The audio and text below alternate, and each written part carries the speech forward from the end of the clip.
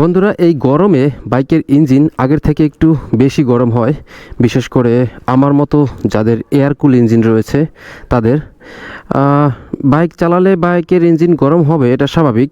তবে যদি অতিরিক্ত গরম হয় অথবা যদি আপনি অনুভব করতে পারেন যে আপনার বাইকের পাওয়ার লস করতেছে, তাহলে অবশ্যই সেটা ওভারহিট হচ্ছে আপনার বাইকের, বুঝতে হবে। তবে অতিরিক্ত গরম হলে কি করণীয় আছে সেটা আজকে একটু আপনাদের সাথে আলোচনা করব। চলুন বাইকটা রাইড করতে করতে কথা বলি আপনাদের সাথে। আর দেখা গেছে এই শীত শেষ হয়ে গেছে, এখন গরম পড়তেছে, বেশ ভালোই গরম পড়তেছে। আর এই গরমের মধ্যে দেখা গেছে আগে যে তুলনায় গরম হতো ইঞ্জিন, তার থেকে অনেক বেশি গরম হচ্ছে এখন। এটা স্বাভাবিক, গরম হবে। তবে অতিরিক্ত মাত্রায় গরম হলে অবশ্যই বুঝতে হবে যে আপনার বাইকে কোনো না কোনো সমস্যা রয়েছে।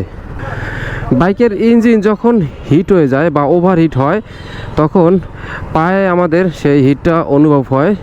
তো আপনি এই পায়ের হিট থেকেও আপনি ধারণা করতে পারেন যে আপনার বাইকের ইঞ্জিন কতটা হিট হচ্ছে। যদিও আগের তুলনায় এখন একটু গরমের মধ্যে একটু হিটটা বেশি হবে। শুধুমাত্র বাইক না, যে কোনো ইলেকট্রনিক্সের ডিভাইসই একটু এখন বেশি গরম হয়ে যাবে তাড়াতাড়ি, এটাই স্বাভাবিক। তবে বাইকের অতিরিক্ত গরম হওয়ার পিছনে আরও কিছু কারণ রয়েছে। বাইকের ইঞ্জিন গরম হওয়ার প্রধান এবং প্রথম কারণ হচ্ছে ইঞ্জিন অয়েল। আপনি যদি বাইকের ইঞ্জিন অয়েল সঠিক সময় পরিবর্তন না করেন, তাহলে আপনি যখন বাইকটা রাইড করবেন তখন দেখবেন অল্পতেই ইঞ্জিন হিট হয়ে যাচ্ছে। শুধু ইঞ্জিন হিট না, আরও অনেক সমস্যা হতে পারে যদি সঠিক সময় ইঞ্জিন অয়েল পরিবর্তন না করে থাকেন তাহলে। আর ইঞ্জিন অয়েলের অনেক সময় লেভেল কমে যায়। আপনি যদি লেভেলটা একটু ঠিক রাখেন, মানে টপ আপ করে রাখেন, তাহলেও কিছুটা হলেও ঠিকঠাক থাকে। তবে আমি বলবো যে আপনি সময় মতো ইঞ্জিন অয়েল পরিবর্তন করলেই এনাফ। আর ইঞ্জিন অয়েলের লেভেল কমে যাওয়া আবার এটা আবার অন্য বিষয় হয়ে যাবে। আজকে যেহেতু আমি ইঞ্জিন হিটিং ইস্যু নিয়ে কথা বলতেছি, তাই আমি শুধুমাত্র হিটিং ইস্যু নিয়ে কথা বলবো। এরপরে বাইকের এয়ার ফিল্টার, এটাও একটা গুরুত্বপূর্ণ বিষয়। আপনি সঠিক সময় বাইকের এয়ার ফিল্টার এবং স্পার্ক প্লাগ এগুলো যদি পরিবর্তন করেন, এবং সেই সাথে ইঞ্জিন অয়েলের সাথে ইঞ্জিন অয়েল ফিল্টার যেটা রয়েছে সেটাও আপনি যদি ফুল সিনথেটিক ইঞ্জিন অয়েল ইউজ করেন, তাহলে প্রতিবার ইঞ্জিন অয়েল পরিবর্তন করার সাথে আপনি ইঞ্জিন অয়েল ফিল্টারটিকেও পরিবর্তন করে নেবেন। এই কাজগুলো যদি সঠিক সময় করেন, তাহলে ইঞ্জিন ওভারহিট কিছুটা কম হবে। এবং এর সাথে আরও কিছু বিষয় রয়েছে, যেমন আপনার বাইকের যে চাকা রয়েছে সেই চাকাটা আসলে ইজি ঘুরতেছে কিনা, বা কোনো জ্যাম হয়ে আছে কিনা, যে ইঞ্জিনের উপর কোনো অতিরিক্ত প্রেশার পড়তেছে কিনা। যদি এরকম কোনো সমস্যা থাকে তাহলে আপনি চেক দিয়ে সেটা ঠিক করে নেবেন। তাহলে আপনার বাইকের ইঞ্জিন ওভারহিট হওয়া থেকে আপনি আশা করা যায় আপনি রেহাই পাবেন। আর শুধু ওভারহিট না, এই কাজগুলো করলে আপনার বাইকের আপনি ভালো মাইলেজ পাবেন, মানে পর্যাপ্ত যে মাইলেজটা পাওয়ার কথা আপনি সেই মাইলেজটাই পাবেন। এখানে চারটা ব্যাপার, মানে মেইন চারটা ব্যাপার রয়েছে, যে চারটা ব্যাপার আপনারা একটু খেয়াল করলে হবে। যেমন engine oil filter, air filter, spark plug, এই চারটা ব্যাপার আপনারা সঠিক সময়ে পরিবর্তন করলে হবে। এখন বিষয় হচ্ছে যে কোনটা কত কিলোমিটার পর বা কোনটা কখন কত সময় পর পরিবর্তন করবেন, সেটা আমি একটু এক কথায় বলে দেই সংক্ষেপে। যেমন ইঞ্জিন অয়েলের কথাটা আগে বলতেছি। আপনি যদি ফুল সিনথেটিক ইঞ্জিন অয়েল ব্যবহার করেন, তাহলে আপনি 2500 কিলোমিটার চালাতে পারবেন। 2500 থেকে আপনি 3000-এর মধ্যেও আপনি চালাতে পারবেন চাইলে। প্রতিবার ইঞ্জিন অয়েল পরিবর্তনের সময় আপনি এয়ার ফিল্টারটিকেও পরিবর্তন করে নেবেন। এবারে বলবো এয়ার ফিল্টার নিয়ে যদিও আমার একটা ভিডিও রয়েছে, তো ওই ভিডিওটা চাইলে দেখে আসতে পারেন, ডিসক্রিপশনে লিঙ্ক দিয়ে দিব। আর আমি বলে দিচ্ছি, এয়ার ফিল্টার মানে ওয়েদারের উপর ভিত্তি করে আমি অ্যাভারেজ একটা টাইম বলে দিচ্ছি। আপনি 7 থেকে 10,000-এর মধ্যে আপনি পরিবর্তন করবেন। 7 থেকে 10,000 কিলোমিটার চালিয়ে আপনি পরিবর্তন করবেন।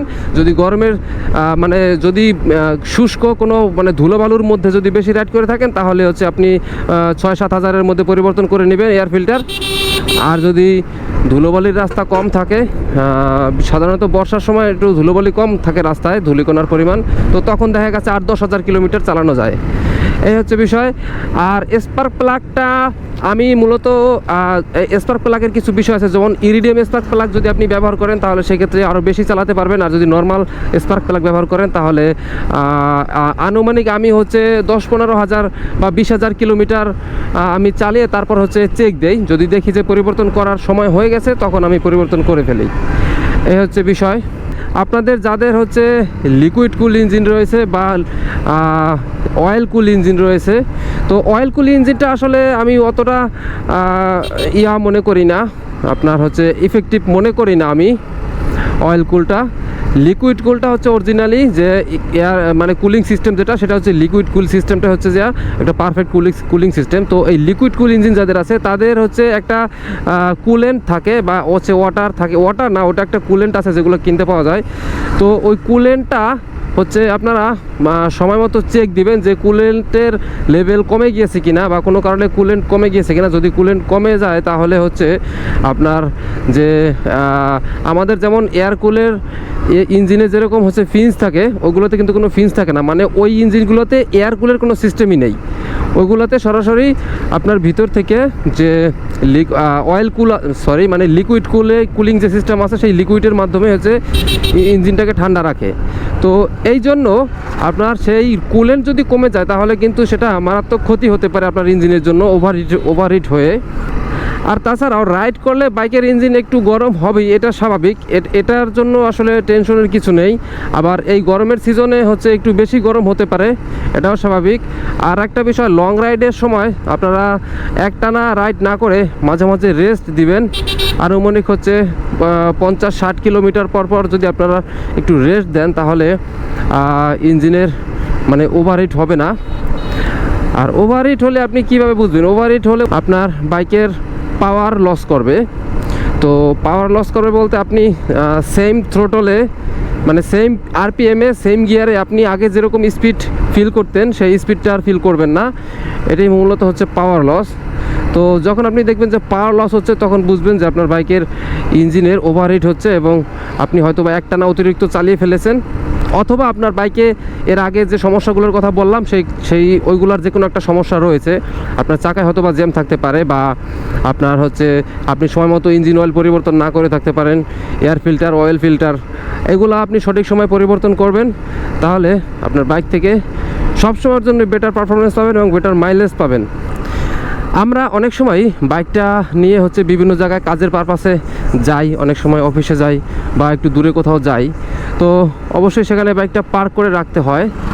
আর এই পার্ক করে রাখার ক্ষেত্রে এই গরমের মধ্যে একটু কিছু বিষয় সতর্ক থাকবেন, যেমন অতিরিক্ত গরম একবারে প্রখর রোদে আপনি বাইকটাকে পার্ক করে রাখবেন না, একটু ঠান্ডা ছায়াযুক্ত জায়গায় পার্ক করার চেষ্টা করবেন। আর যদি সম্ভব হয় সাথে করে বাইকের একটা কভার রাখবেন সাথে, আর কভারটা অবশ্যই কালো কালার রাখবেন না, ব্ল্যাক কালার রাখবেন না, সেটা রঙিন কোনো একটা কালার বা সাদা কালার এরকমের কোনো কালার রাখার চেষ্টা করবেন, কারণ কালো কালারে সেই তাপটা আরও শোষণ করে বেশি। তো এই জন্য রিফ্লেক্টিভ কোনো একটা কালার ইউজ করবেন, তাহলে আপনার বাইকটা অতিরিক্ত গরমের হাত থেকে রক্ষা পাবে। আর অনেকে হয়তো ভাবতেছেন যে আমি এই গরম নিয়ে এত কথা বলতেছি কেন। আসলে বন্ধুরা, এই গরমটা কিন্তু অনেকে হয়তো বা খুবই সিম্পলভাবে দেখে, কিন্তু দেখেন একটা বাইক যদি আপনি প্রখর রোদের মধ্যে মানে টাটকা রোদের মধ্যে যদি আপনি রাখেন তাহলে সেক্ষেত্রে কি হতে পারে দেখেন। আপনার এই যে ফুয়েল ট্যাঙ্ক রয়েছে, এই ফুয়েল ট্যাঙ্কের এখানে যে ফুয়েলের যে ক্যাপ আছে, এই ক্যাপে যদি প্রচণ্ড রৌদ্র পড়ে তো এই রৌদ্রের তাপে আপনার মানে বাইকের যে ফুয়েল আছে সেই ফুয়েল কিছুটা কমে যেতে পারে, এমনকি হচ্ছে কোনো দুর্ঘটনাও ঘটতে পারে যদি খুব বেশি গরম হয়ে যায়। তাহলে অনেক সময় কিন্তু বাইকের ফুয়েল ট্যাঙ্ক থেকে আগুন ধরে যায়, তো এরকম সমস্যা হতে পারে। যদিও এখন অনেক বাইকেই হচ্ছে ম্যাক্সিমাম বাইকগুলোতেই ফুয়েল ট্যাঙ্কের উপরে এরকম প্লাস্টিক কভার দেওয়া থাকে, তবে কিছু কিছু বাইকে আগের যেমন পালসারের বাইকটাতে এখনও হচ্ছে ফুয়েল ট্যাঙ্ক পুরোটাই হচ্ছে মেটালের বডি। তো এইসব মেটাল বডিতে হচ্ছে তাড়াতাড়ি হচ্ছে গরম হয়ে যায় বেশি আরও। তো এই ব্যাপারটা খেয়াল রাখবেন। যদিও আমাদের আসলে দূরে কোথাও গেলে বা সাথে করে সবসময় আসলে বাইকের কভার ক্যারি করাটা একটা বিরক্তিকর, একটা মানে প্যারাদায়ক, আমি নিজেই করি না, মানে খুব আলসামো লাগে। আর মানে বাইক যেখানে যায় সেখানে পার্ক করে রেখে দেয়। তবে এই পার্ক করার ক্ষেত্রে একটু যদি মানে খেয়াল করে, যেমন যেখানে একটু ছায়াযুক্ত জায়গা, কোনো গাছের ছায়া বা কোনো একটা ছায়া যদি রেখে দিতে পারেন তাহলে সেটা অনেক ভালো হয়। অথবা আর একটা কাজ করতে পারেন, যে যেমন ধরুন এখানে আমি একটা যেমন ন্যাকড়া ব্যবহার করতেছি, এরকমের একটু বড় ন্যাকড়া যদি আপনি বাইকে ব্যবহার করেন, তো সেক্ষেত্রে হবে কি, সেক্ষেত্রে আপনি সেই ন্যাকড়াটা আপনি সবসময় বাইকের সাথে ক্যারি করতে পারবেন, এবং যেখানে পার্ক করবেন সেখানে আপনি এই ফুয়েল ট্যাঙ্কের সাথে মানে ফুয়েল ট্যাঙ্কটা ঢেকে দিতে পারবেন আর কি, এভাবে মুড়িয়ে নিচে হয়তো বা বেঁধে কোথাও ঢেকে দিতে পারবেন। তো এই কাজটা করলে আপনার বাইকটা অনেক বেশি সেফ থাকবে, নিরাপদ থাকবে, এবং ফুয়েল কমে যাওয়ার সম্ভাবনাও থাকবে না। তো বাইকের এইগুলো যত্নগুলো আসলে আপনি অনেকেই আমরা করি না, যতই অনেকে বোঝার পরেও করি না, আবার অনেকে হচ্ছে না জেনেও মানে বুঝি না তাই করি না। তো আমি বলবো যে আপনি বাইক থেকে যদি ভালো পারফরমেন্স পেতে চান এবং বাইকের যদি আপনি যত্ন নিতে চান, তাহলে এই কাজগুলো অবশ্যই করতে পারেন। আর শুধু যত্ন না, এখানে অনেক সেফটি ইস্যু রয়েছে। তো এই সব বিচার বিবেচনা করে আপনি এই কাজগুলো করতেই পারেন, আমি মনে করি করা উচিত আপনাদের। তো বন্ধুরা, আপনি যদি আমার ভিডিও দেখে বিন্দুমাত্র উপকৃত হয়ে থাকেন, তাহলে রিকোয়েস্ট করব আমার চ্যানেলটিকে সাবস্ক্রাইব করবেন এবং পাশে থাকা বেল বাটনটিকে বাজিয়ে দেবেন। সেই সাথে ছোটো ছোটো বাচ্চারা, ও কি নাম্বার প্লেট ঢাকা, কী ব্যাপার, নাম্বার প্লেট ঢাকে রাখছে কেন বুঝলাম না। সবগুলো বাচ্চা, একজনেরও হচ্ছে 18 বছর পূরণ হয় নাই। তো যেটা বলছিলাম, কি যেন, সাবস্ক্রাইব করবেন। হ্যাঁ, আমার চ্যানেলটিকে সাবস্ক্রাইব করে পাশেই থাকবেন, আর বেল বাটনটিকে বাজিয়ে অলে ক্লিক করে দেবেন। ভালো থাকবেন সবাই, সুস্থ থাকবেন। আর ভিডিওটি কেমন লাগলো কমেন্টে জানাবেন। বিদায় নিচ্ছি, টাটা, বাই বাই।